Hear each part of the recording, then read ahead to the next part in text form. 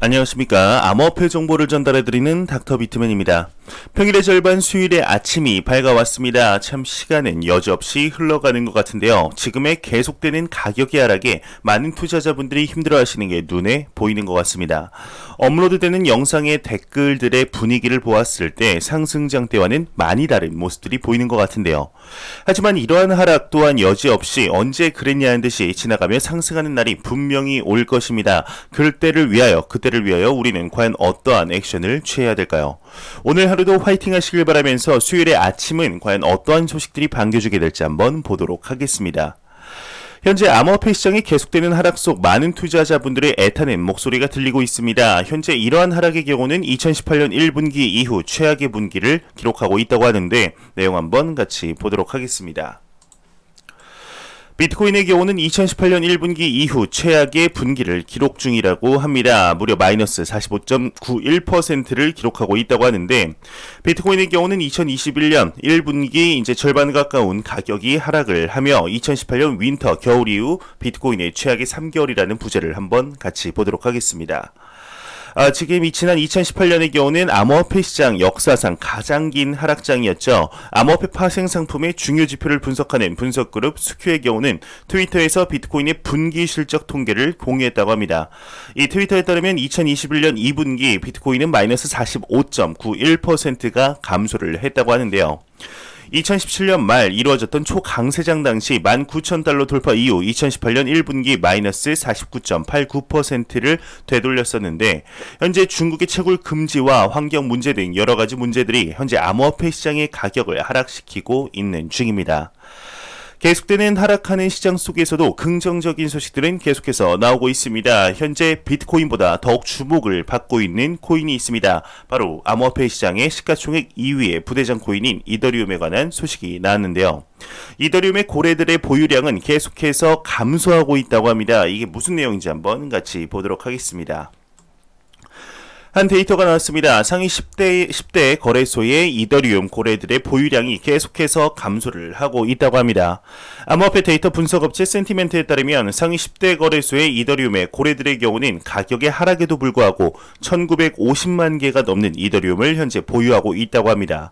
이들은 가격의 하락에도 기록적인 축적 행진을 이어가고 있다고 하는데 동시에 상위 10대 거래소의 이더리움 고래 보유량은 계속 감소하고 있다고 합니다. 암호화폐 거래소에서 보유량이 줄어들고 있다는 것은 본인들의 다른 주소로 옮겨가고 있다는 신호로 가격의 하락에도 중장기 홀딩을 위한 움직임을 보이고 있다는 것이죠. 현재 계속되는 가격의 하락에 개인 투자자들의 경우는 암호화폐 시장이 끝난 것 아니냐, 시즌이 종료된 것이 아니냐 이야기들이 많이 나오고 있습니다. 하지만 이러한 상황 속에서도 고래들의 매집은 오히려 더욱 불이 붙은 상태인데요. 암호화폐 시장의 대표적인 기업이죠. 나스닥 상장사 최초로 비트코인에 투자를 하며 최근 비트코인의 가격 하락 속 더욱 매집을 하기 위해 채권과 주식을 매도한 기업입니다. 바로 마이크로 스트래티지인데요. 추가적인 소식이 나왔습니다. 무려 13,000개의 비트코인을 추가로 매수를 하고 있다고 하는데 이게 무슨 내용인지 한번 같이 보도록 하겠습니다. 마이크로 스트래티지 같은 경우는 13,005개의 BTC를 추가로 구입했다고 합니다. 이로써 평균 단가가 37,617달러가 되었다고 하는데 최근 트윗에 따르면 비즈니스 소프트웨어사 마이크로 스트래티지의 경우는 비트코인을 또 한 번 구입해 현재 10만 5천 개 BTC 이상을 보유하고 있다고 합니다. 이는 하나로 3조 8,700억 원의 엄청난 금액이라고 하죠. 이 외의 내용은 그리 중요하지 않아서 넘어가도록 하겠습니다. 현재 고래들의 매집에 관한 소식들이 계속해서 나오고 있습니다. 계속되는 가격의 하락에도 불구하고 고래들은 축제 중이다. 비트코인과 이더리움을 이달 엄청난 매집을 하고 있다. 이야기할 뿐 아니라 얼마 전 데드크로스가 발생을 했음에도 불구하고 이에 굴하지 않고 고래들의 비트코인의 매집은 지속이 되고 있다는 내용이 나왔습니다.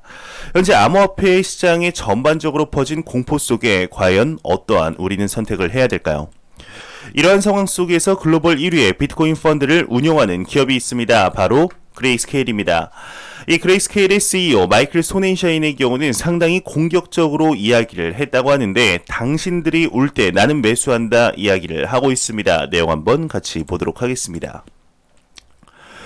그레이스케일의 경우는 당신들이 올 때 나는 매수한다 언급을 했습니다. 그레이스케일의 마이클 소넨샤인의 경우는 방금 전 자신의 트위터를 통해서 당신들이 올 때 나는 매수한다 이야기를 했다고 합니다.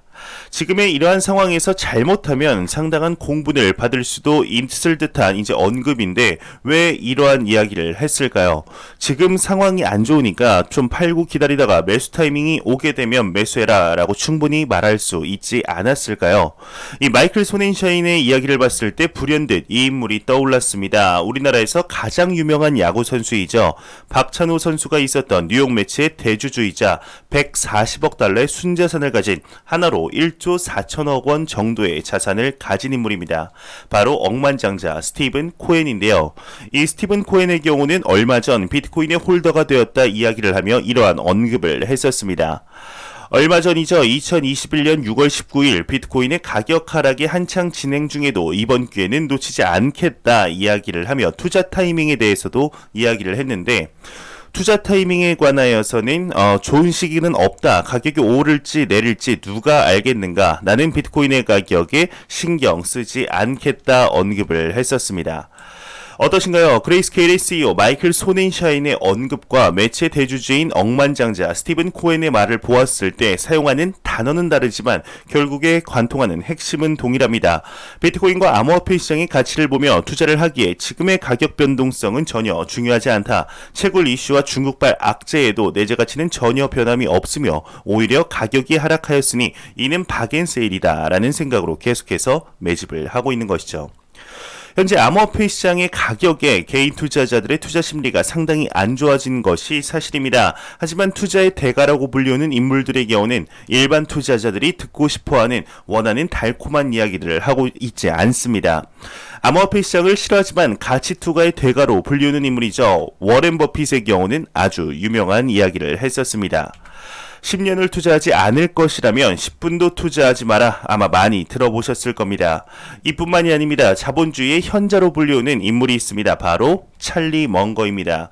찰리 먼거의 경우는 이러한 이야기를 했었습니다. 단기적으로 이제 뛰어난 투자 성적을 얻으려면 장기적으로 뛰어난 투자 성적을 얻으려면 단기적으로 나쁜 성적을 견뎌내야 한다 언급을 했었는데 이런 전설적인 투자자 등과 억만장자들은 하나같이 같은 이야기를 하고 있습니다. 왜일까요? 이러한 전설적인 투자자들이라고 불리우는 인물들 또한 처음으로 투자를 하는 시점이 분명히 있었을 겁니다. 태어나자마자 투자의 귀재로 태어나는 인물들은 없겠죠. 처음 투자를 하며 분명히 고점에서 팔고 저점에서 매수를 하는 경험 또한 있었을 것입니다. 하지만 계속되는 투자의 경험치의 축적으로 낸 결론은 하나라고 생각을 하는데요. 내재 가치가 높은 투자 자산에 장기적으로 투자를 하며 펀더멘탈을 지속적으로 확인하는 것이 장기적인 관점, 가장 높은 수익률을 안겨주는구나 이야기를 하고 있는 것이죠. 전 세계적으로 유명한 투자자들 중 단 한 명도 타이밍을 맞춰라 이야기를 하는 투자자들이 없습니다. 이 투자의 대가들이 공통적으로 왜 이러한 이야기를 하는지 진지하게 생각해보며 투자 철학을 다시금 올바르게 세워야 되지 않을까 하는 생각이 듭니다. 현재 글로벌적으로 암호화폐 시장을 제도권 안으로 들이려는 노력들이 계속되고 있습니다. 특히 우리나라에서 이러한 소식들이 계속해서 나오고 있는데 KB국민은행에서 소식이 나왔습니다. KB국민은행의 경우는 작년이죠. 2020년 11월 이러한 내용이 나왔었습니다. 디파이를 연계한 암호화폐 은행의 청사진에 대해서 밝혔을 뿐 아니라 블록체인 기술 해치랩스와 블록체인 투자사 해시드와 함께 디지털 자산 종합관리 기업인 한국 디지털 에셋인 코다를 설립하며 암호화폐 커스터디 시장의 진출을 본격적으로 선언을 했었는데 오늘 추가적인 소식이 나왔습니다. 가상자산의 상표를 출원했다고 하는데요. 내용 한번 같이 보도록 하겠습니다. KB국민은행의 경우는 또 한 번 가상자산 상표를 출원했다고 합니다. 이름은 DixIT라고 하는데 디지털투데이에 따르면 KB국민은행의 경우는 지난 4월 20일 DixIT의 상표를 특허청에 출원했다고 합니다. 2달 전에 이미 상표를 출원했지만 지금 밝혀진 것 같은데요.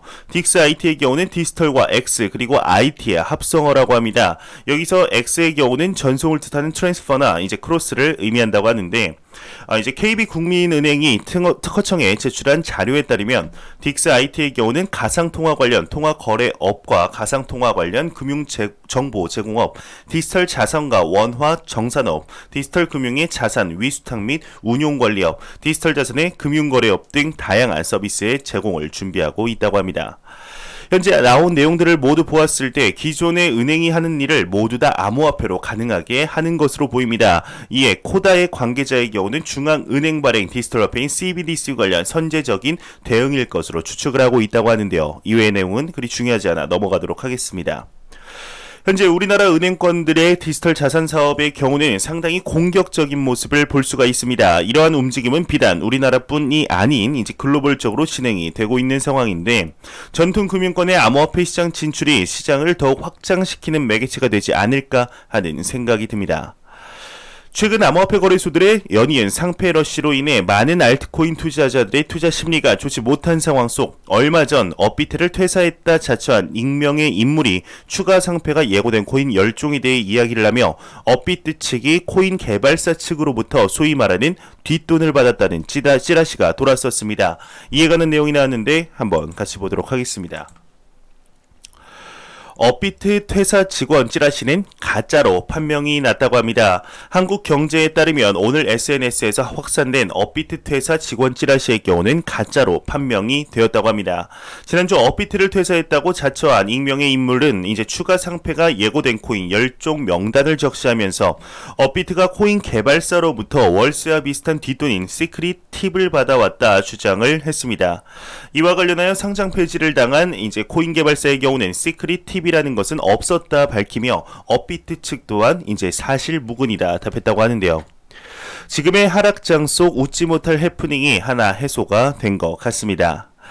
최근 대한민국의 암호화폐 시장의 경우는 금융위원회에서 암호화폐 시장의 주무부처로 선정이 된 후 상당히 많은 이야기들이 나오고 있습니다. 현재 암호화폐 거래소에 대한 대대적인 구조 조정이 일어날 수도 있을 것 같은데 어떠한 내용인지 한번 같이 보도록 하겠습니다. 대한민국 정부의 경우는 암호화폐 줄상패 이후 인가제 도입을 검토하고 있다고 합니다. 금융당국의 경우는 은행을 통해 부실거래소와 암호화폐를 걸러낸 뒤 싱가포르와 같이 우량거래소 두 곳에서 세 곳만 인가하는 방안을 유력하게 검토하고 있다고 합니다. 은행권 고위 관계자의 경우는 금융위와 긴밀한 협의를 통해 암호화폐 구조조정에 본격적으로 나설 예정이라 이야기를 하면서 구조조정 이후에는 싱가포르 규제 방식 도입을 검토하고 있다 이야기를 했다고 합니다. 현재 싱가포르 통화청의 경우는 거래소들이 계좌 발행, 국내 송금, 해외 송금, 상품 구매 등 총 7가지 라이선스를 취득하도록 규제하고 있다고 하는데요. 아직 법안은 심사 단계에 머물고 있다고 합니다. 현재 이러한 것들에 대한 많은 이야기들이 나오고 있습니다만 이러한 조치는 꼭 필요하지 않을까 생각이 듭니다. 현재 암호화폐 거래소에 큰 제재가 없는 것이 사실이죠. 이러한 문제들이 거래소 먹튀 사건들을 만들며 암호화폐 시장을 더욱 투기판이라는 인식이 들게 만드는 요인 중 하나로 꼽히는데 머지않은 미래 주식과 같이 규제된 법안에서 안전하게 투자할 수 있는 시스템 구축이 마련하게 되지 않을까 생각이 듭니다. 제가 준비해온 소식은 여기까지입니다. 현재 암호화폐 시장의 엄청난 가격의 하락에 많은 투자자분들이 힘들어 하시리라 생각이 듭니다. 이 정도의 가격의 하락이라면 어떠한 이야기도 귀에 들어오지 않을 것입니다. 하지만 이러한 하락장일수록 여러분들의 투자 철학을 다시 한번 준비하는 시간으로 가져보는 게 좋지 않을까 생각이 듭니다. 오늘은 앞서 나온 자본주의의 귀재 찰리 먼거의 또 다른 격언을 보며 마무리해보도록 하겠습니다. 위기 때 돈이 약한 자에게서 강한 자에게로 흐르는 것은 시장의 자명한 이치다. 따라서 단련된 투자자는 안달복달하지 않고 느긋하게 주식을 보유하는 성품을 길러야 한다. 저는 조금 더 도움이 되는 영상으로 찾아뵙도록 하겠습니다. 지금까지 닥터 비트맨이었습니다. 감사합니다.